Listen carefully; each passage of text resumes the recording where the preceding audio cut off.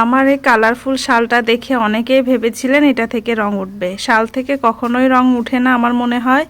আর এটা হচ্ছে আজ থেকে প্রায় 7-8 বছর আগের, অনেক বছর হয়ে গেছে এটা ব্যবহার করি, এখনও সেই আগের মতোই নতুন।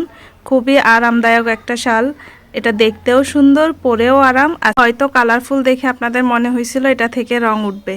এই যে আপনাদের সামনে ধুয়ে দেখাচ্ছি, আমার এটা ধোয়ারও প্রয়োজন ছিল আর সেই সাথে আপনাদেরকেও দেখিয়ে দিছি। দেখেন, শাল থেকে মনে হয় না কখনোই রং উঠে।